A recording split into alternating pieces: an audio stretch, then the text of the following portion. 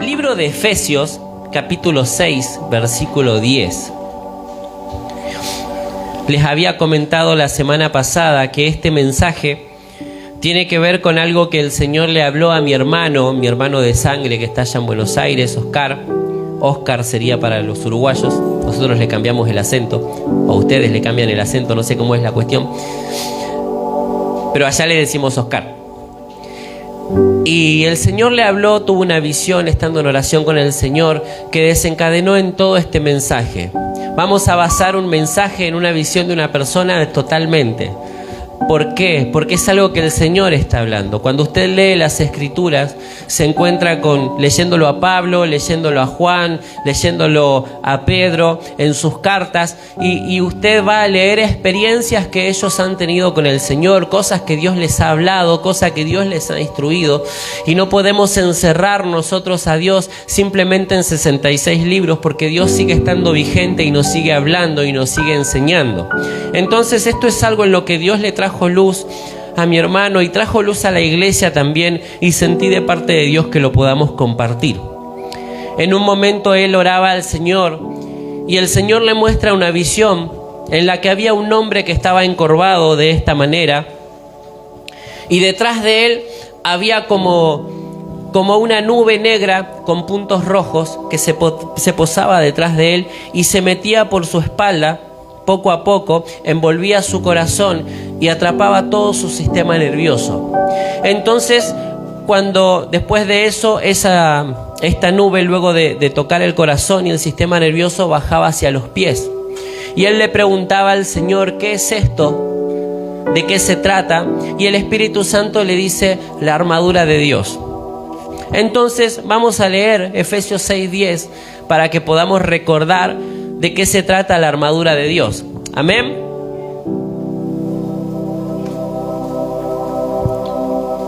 Dice: por lo demás, fortaleceos en el Señor y en el poder de su fuerza, revestíos con toda la armadura de Dios, para que podáis estar firme contra los insidios del diablo, porque nuestra lucha no es contra sangre y carne, sino contra principados, contra potestades, contra poderes de este mundo de tinieblas, contra las huestes espirituales de maldad en las regiones celestiales.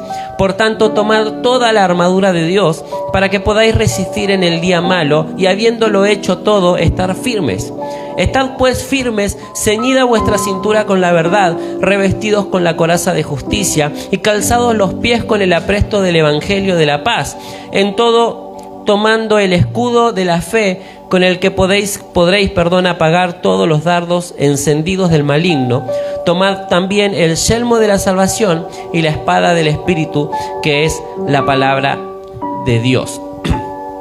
Lo primero que quiero aclarar es que cuando la Biblia nos habla de esta armadura y de cada pieza de esta armadura, no está siendo simbólico, no está siendo algo ficticio o poético, sino que si usted pudiese ver su vida en el Espíritu, vería la armadura, vería su espíritu con esta armadura puesta. No es una simbología que la espada simboliza la palabra, sino que realmente en nuestra mano, en el Espíritu, tenemos la espada, que es la palabra del Señor, tenemos en la otra mano el escudo de la fe. Esto es algo que es real, no es simbolismo. Amén. Entonces, investigando un poco él acerca de esta nube, acerca de lo que el Señor le estaba mostrando, se encuentra con que existe un demonio que se llama Agramón, el cual es el principal o el mayor acerca del temor, es el demonio mayor del temor. Y la figura con la cual se le representa es una nube negra con puntos rojos. Entonces hasta ahí sabía quién era y de qué se trataba. Entonces, ¿por qué entra este demonio a través de la espalda? ¿Por qué no viene a la mente? ¿Por qué no viene de frente? Y entonces ahí es donde entra el sentido de la armadura del Señor. Porque Él no puede entrar de frente a nosotros, porque en frente tenemos el escudo de la fe, ¿verdad? A cada uno de nosotros nos fue dada una medida de fe. Todos tenemos algo de fe, una pequeña capacidad o una gran capacidad, pero todos tenemos algo de fe, ¿verdad? Porque dice la Biblia que a todos nos fue dada una medida de fe, entonces por ahí no puede entrar. En la otra mano tenemos la espada de la palabra, y todos por lo menos algo de la palabra conocemos. Si usted hace tiempo que está en este lugar, sabe cómo declarar la palabra en contra de las cosas que el infierno quiere hacer. Sabe que hay versículos, sabe que hay textos que están escritos en nuestro favor, que hablan en contra de los que las tinieblas quieren hacer en nuestra vida. Entonces, de alguna manera, algún texto va a declarar teniendo la palabra, y por ese lado no puede entrar. ¿Por qué no entra por la mente? ¿Por qué no entra en el pensamiento? Porque dice la Biblia que tenemos puesto el yelmo de la salvación. Si hay algo que es sencillo de creer y que todos sabemos y de lo que estamos seguros, es que el Señor nos ha salvado. Ha salvado nuestra vida de los pecados, nos ha salvado del infierno. ¿Verdad que es algo que creemos desde el primer momento? Cuando aceptamos a Cristo en nuestro corazón, tenemos la certeza, tenemos la seguridad de que Jesús nos salvó. Eso lo creemos. Quizás nos falte fe para alguna otra cuestión, pero sabemos que el Señor nos salvó. Entonces, por ese lado no puede entrar. Ahora bien, ¿por qué entra por la espalda? Porque dice la Biblia que nosotros en el tórax, la parte del pecho y también cubre la espalda, tenemos la coraza de justicia. Entonces el problema está en cuanto nuestra vida tiene algún acto de injusticia, algo que no va en contra de la voluntad del Señor, algo que va, en contra de la voluntad del Señor, algo que difiere de lo que el Señor ha establecido para nuestras vidas. Entonces, a través de ese lugar, a través de esa grieta en la injusticia, a través de esa grieta en la coraza, porque es la coraza de justicia justamente, a través de esa grieta, este espíritu puede entrar y sembrar temor en nuestras vidas. Algo que hay que tener claro y hay que tener en cuenta, que el temor que despierta en nuestra vida no está directamente relacionado con el acto de injusticia que se haya cometido. Por ejemplo, si yo soy una persona que he engañado a otras personas, el temor que se despierta en mí no necesariamente va a ser el temor a ser descubierto o a que me encuentren mintiéndole a la gente o que me descubran haciendo algún engaño. No ese es el temor que quizás se va a despertar. Quizás se despierte en mi vida el temor a la muerte, quizás se despierte en mi vida el temor a la inseguridad, quizás se despierte en mi vida el temor a que me va a faltar dinero, o a que no voy a saber cómo pagar las cuentas, o que no voy a saber qué voy a comer mañana, o temor a enfermarme, a heredar las enfermedades de mi familia. Diferentes temores se pueden despertar a través de cualquier acto de injusticia, porque este espíritu va a tocarte de acuerdo a lo que vos seas débil. El infierno siempre va a tocar de acuerdo a tu debilidad. Sabe que uno de los temores que están más fundados en las personas es el temor a la muerte. Cuando hoy les contaba a la mañana que he conocido casos en personas que por ahí tenían un dolor en el pecho y enseguida se ponían a googlear para ver de qué se trataba, y lo peor que podés hacer es preguntarle a Google por qué te duele el pecho, porque te va a decir que tenés una angina de pecho, un infarto, que hiciste un paro cardíaco, que no sé, que te clavaste una costilla en algún lado porque te quebraste. Y viste que Google es bastante fatalista para esas cosas. Entonces empezó a sugestionar por lo que leía, y ya había tenido el temor de que se iba a morir, de que iba a partir, de que ya se acababa todo, y lo que tenía era una contractura en el pecho. Entonces, muchas veces ahora, ¿por qué cuando la gente se enferma comienza a tener temor? Por ese temor a la muerte, porque quizás muchas veces no saben el fin, el destino, no tienen la revelación de a dónde irá a parar su alma después. Entonces eso genera mucho temor. Antes se predicaba mucho un evangelio de miedo, en el que decía: no hagas esto porque viene Cristo y te quedás, no hagas aquello porque viene Cristo y te quedás. Y si bien uno tiene que tener una vida que sea acorde a la voluntad del Señor, era como que todo era temor. No faltes al culto porque si Cristo viene te vas a quedar y te va a encontrar en tu casa.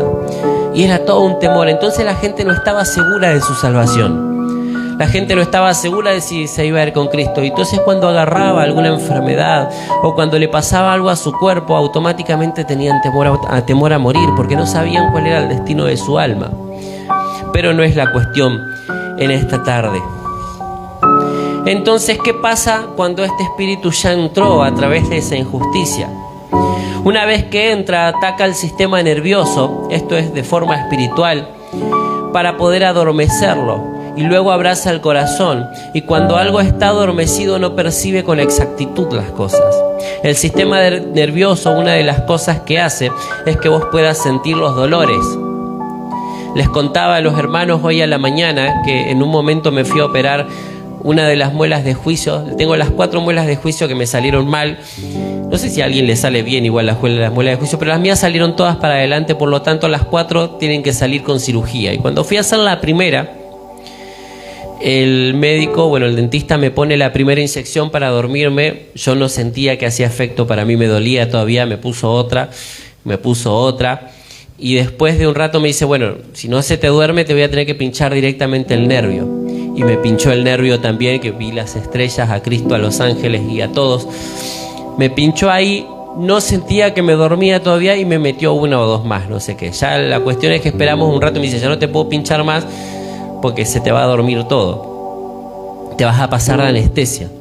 Entonces, más o menos cuando me agarró un poco, empezó a palanquear, estuvo como 45 minutos para poder sacarme esa muela. Hasta que salió, me fui. Y cuando salí del dentista ya relajado, viste que cuando te relajas, todo eso que te pusieron empieza a hacer efecto porque ya estás más tranquilo. Entonces se me durmió toda la boca. Iba por la calle chorreando saliva así, porque ya tenía toda la cara dormida, porque mi sistema nervioso, la parte nerviosa de mi cara ya estaba toda dormida. Y les contaba hoy a los hermanos que tenía que volver en ómnibus a mi casa. Y allá no es como acá, que vos te subís, pones la tarjeta, agarrás el boleto y te vas a sentar. Le tenés que decir al chofer hacia dónde vas. Y yo vivía en una ciudad que se llama Ingeniero Mashuit. Ahora usted trate de decir Mashuit con la boca dormida. Lo escupí todo a ese hombre. Creo que más o menos me entendió y me cobró el boleto. Pero esto pasa cuando se adormece, dejas de sentir, perdés la capacidad de utilizar esa parte del cuerpo. Yo ya para ese punto no podía hablar. Cuando llegué a casa ya no podía hablar porque escupía a todo el mundo, porque tenía todo dormido. Y este espíritu lo que hace es adormecerte, para que no puedas sentir, para que no puedas moverte correctamente, para que no puedas hacer las cosas de la manera correcta. Entonces dice Romanos 10:10 que con el corazón se cree para justicia, y nuestro corazón en este estado no va a creer correctamente.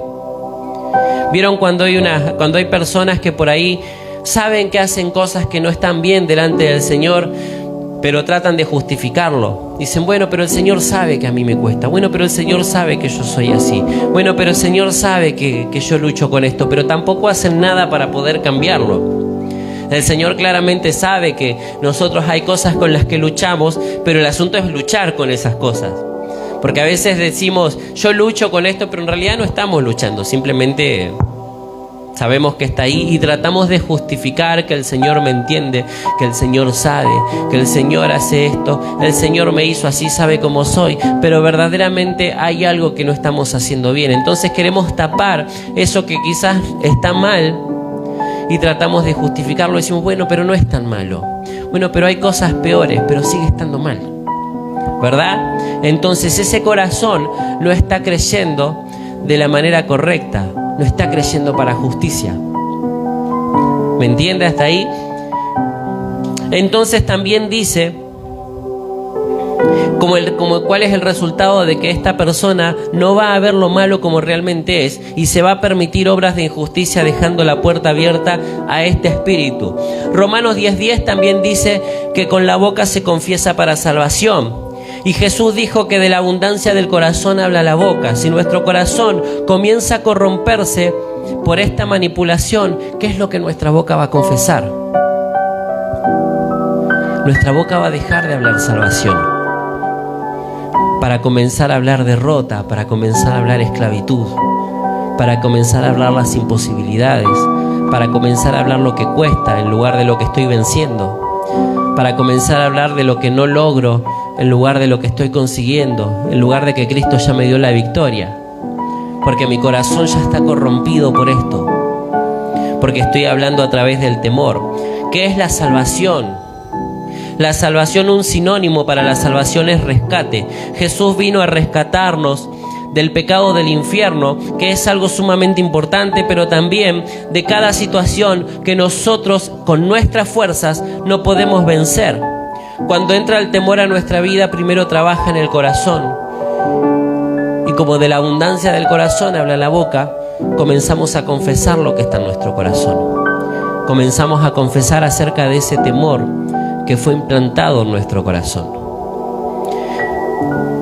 Comenzamos, en vez de decir, por ejemplo, que sabemos que Dios nos guarda, nos sumamos a lo que dice todo el mundo. Ya no se puede salir a la calle, porque ahora te matan por cualquier cosa. No podés salir, no podés andar con una bicicleta nueva porque seguro te la van a robar. No podés estar bien vestido porque algo te van a querer sacar. No podés comprarte cosas buenas porque la plata no te va a alcanzar, porque todo está caro, porque el dólar de acá y porque un montón de cosas. Entonces empezamos a poner limitaciones a nuestras palabras y empezamos a creer como el mundo cree, cuando nosotros vivimos bajo un reino superior, que es el reino de los cielos. Entonces ahí es cuando nuestro corazón ya comienza a estar corrompido por esto.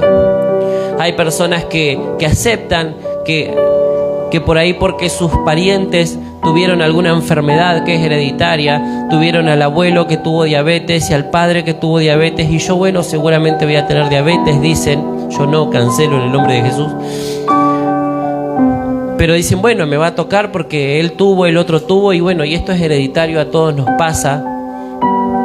Yo conozco gente que dice, bueno, mi mamá tiene artrosis, mi abuelo tiene artrosis, así que yo seguramente voy a tener artrosis, dicen.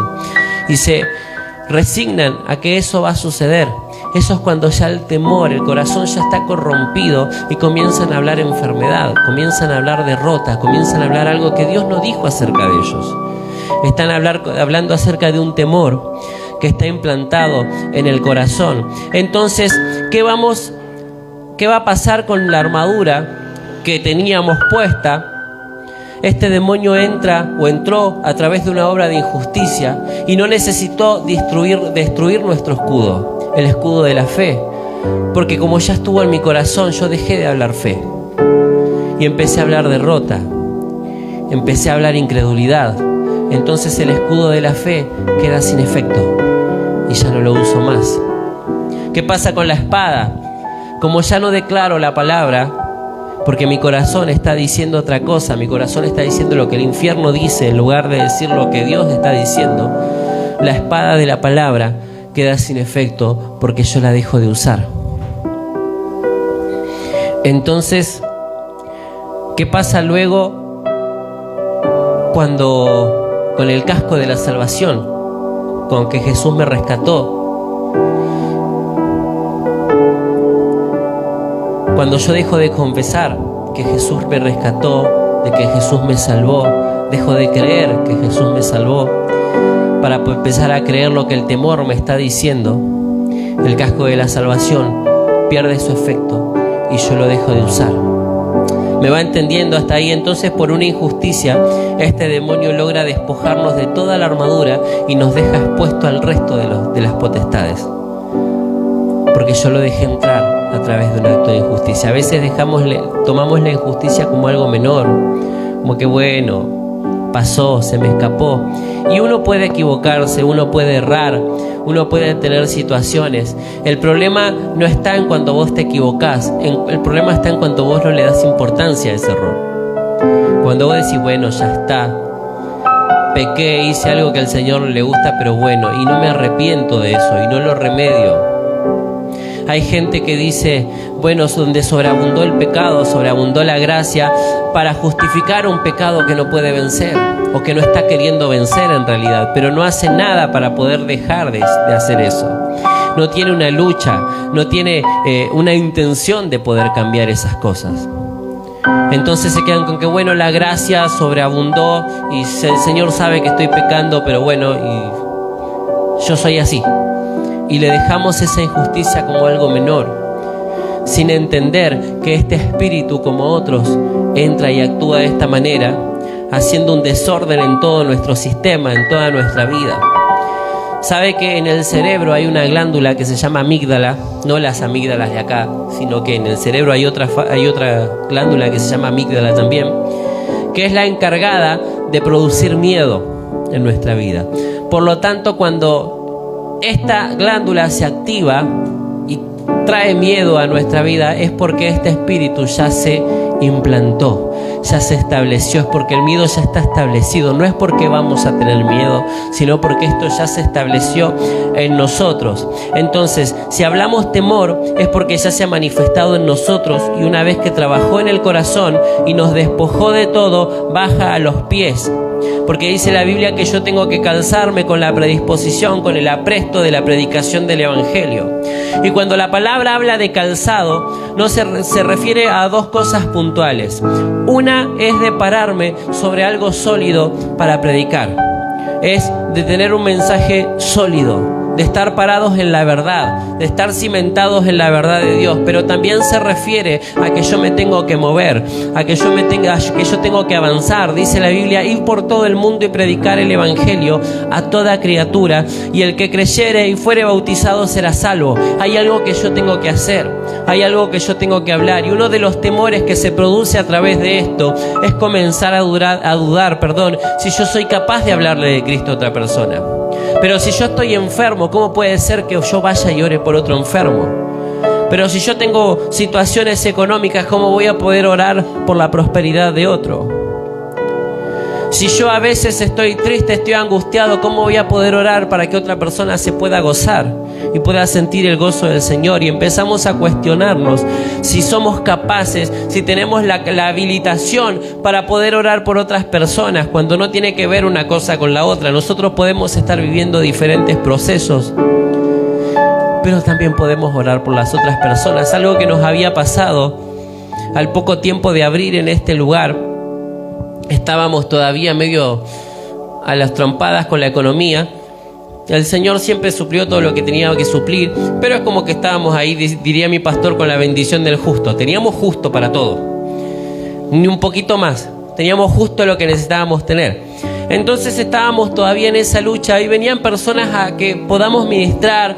Pastor, necesito que ore porque necesito un trabajo, necesito que este papel se destrabe, porque necesito cobrar un dinero, porque necesito hacer esto. Y yo podía haber dicho: bueno, pero si yo estoy pasando problemas, estoy teniendo mi economía todavía ahí, ¿cómo voy a tener yo la autoridad para orar por esas personas? Y realmente eso nunca se cruzó por la cabeza, porque entendía que Dios estaba haciendo algo y que Dios estaba procesando nuestras vidas. Y orábamos por estas personas, y al otro día conseguían trabajo, se les destrababan los papeles, después se iban y no venían más porque ya tenían trabajo. Venían por esas cosas nada más. Y yo le decía: Señor, bueno, ahora no sé, que alguien ore por mí también. Pero nunca se me ocurrió decir: bueno, no puedo orar por la gente cuando yo estoy pasando una situación similar. Pero este temor, este temor implantado a veces en nuestro corazón, hace que yo dude a la hora de tener que predicar, a la hora de tener que orar, a la hora de tener que dar una palabra de aliento a alguien, porque hay temor en mi corazón y no me siento habilitado para hacerlo. Entonces este demonio nos manipula para que no nos movamos, para que no cumplamos el propósito para el cual Dios nos llamó. Nos detiene con mentiras, con engaños y sobre todo con temores. Sigilosamente esta potestad entra por una obra de injusticia, nos manipula y nos detiene. Y no avanzamos. Nos quedamos con el temor de lo que tendríamos que hacer, pero no nos animamos a hacer. Llévelo esto a todas las áreas de su vida, a donde puede haber un temor implantado. Cuando empieza a doler algo y me empieza a dar miedo. Cuando tengo que hacer diferentes gastos o aparecen algunas cuentas que pagar y comienzo a tener miedo. Cuando el Señor me habla al corazón y me dice que ore por alguna persona y comienzo a tener miedo. Esas cosas que te paralizan, que no te dejan avanzar. Ahora la cuestión es cómo ser libres de esto. Porque ya está, vimos cómo opera, vimos cómo entra, vimos lo que hace en el corazón, en el cuerpo, pero ahora vamos a ver cómo ser libres, que es la parte más fácil de toda la cuestión.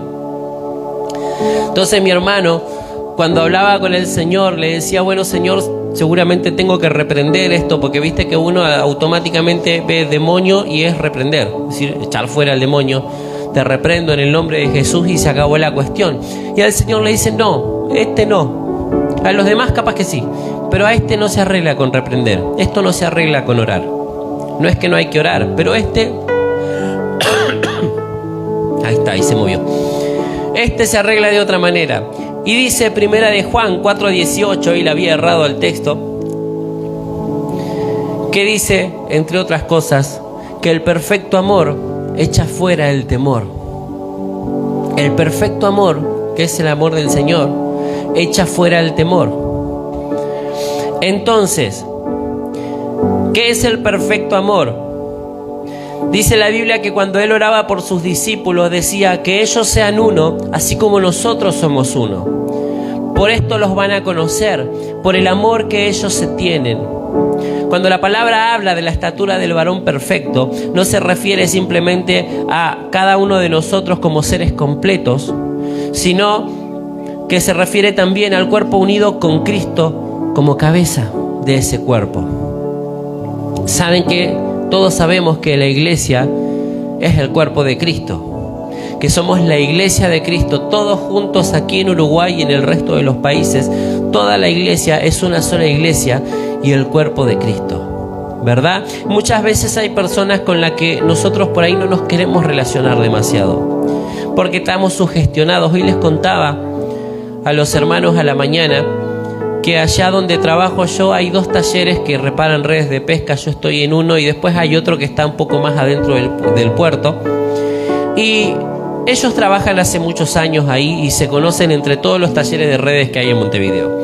Y hay un muchacho puntualmente al que, desde que yo estoy trabajando ahí, siempre que lo nombran a él, lo nombran de manera despectiva, como que es un vago, como que no hace nada, que es alguien problemático, que siempre echa para atrás el trabajo y un montón de cosas que se dicen de él. Entonces, estos días que tuvimos demasiado trabajo y éramos solamente 2 trabajando en el taller, nos mandan a este muchacho a que nos dé una mano. Entonces, cuando el otro, mi compañero lo ve y dice, oh, mira quién vino, me dice, yo no lo conocía. Dice, ah, mira quién vino. Digo, uy, qué bajón, digo yo.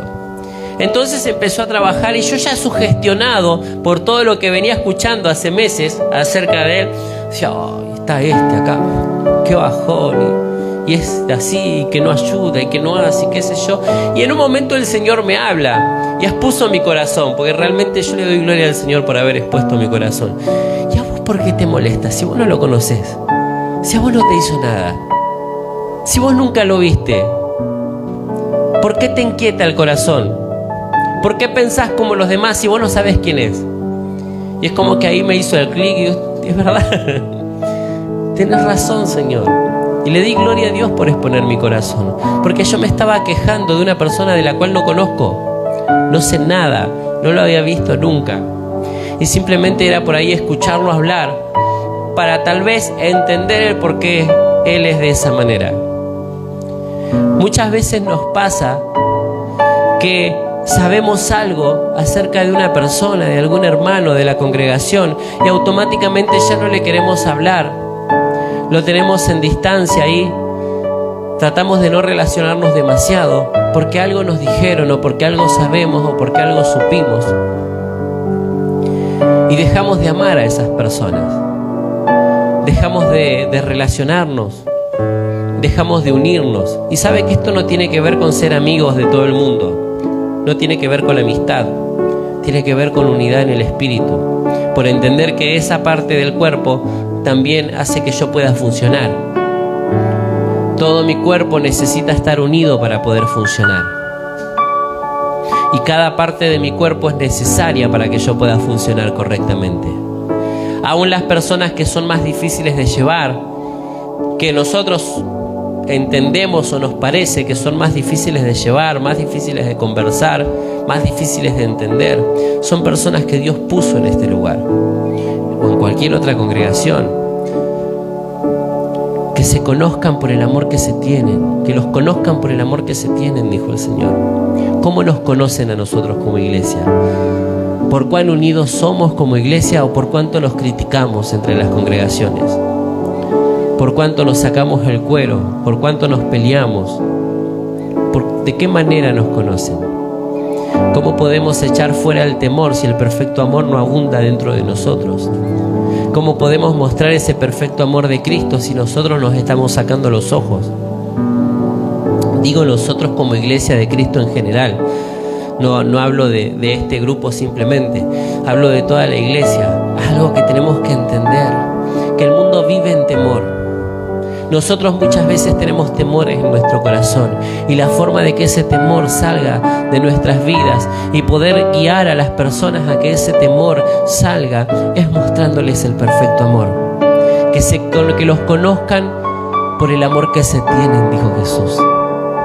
Que nos conozcan por el amor que nos tenemos, que podamos acercarnos a las personas que hasta ahora creímos que eran un poco complicadas, que eran un poco más difíciles. No para hacer amistad, hermano, porque no te vas a poder hacer amigo de todo el mundo. No funciona de esa manera. Pero yo necesito estar unido en el Espíritu.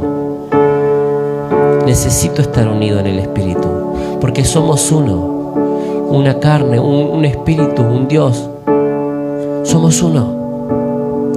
Con las iglesias, con las congregaciones de todo Uruguay, somos uno. Predicaremos de manera diferente, tendremos revelaciones diferentes, porque ninguno de nosotros es dueño de toda la verdad. A cada uno nos fue dado algo para que podamos unirnos y compartir eso que Dios nos dio. En parte, recibimos una parte de la verdad, una parte de la revelación, y otros recibirán otra parte de la verdad y otra parte de la revelación, para que nos podamos unirnos y aprender y crecer todos juntos. Esa es la parte que como iglesia todavía no hemos establecido entre nosotros, que nos conozcan por el amor que nos tenemos, no por cuánto nos criticamos, no por cuánto nos peleamos, no por cuánta falsedad hay entre nosotros, que nos conozcan por el amor que nos tenemos, que ese perfecto amor pueda echar fuera todo temor en nuestra vida, y que podamos impartir este perfecto amor para que la gente pueda ser libre de ese temor. Amén. Nos ponemos de pie en esta tarde.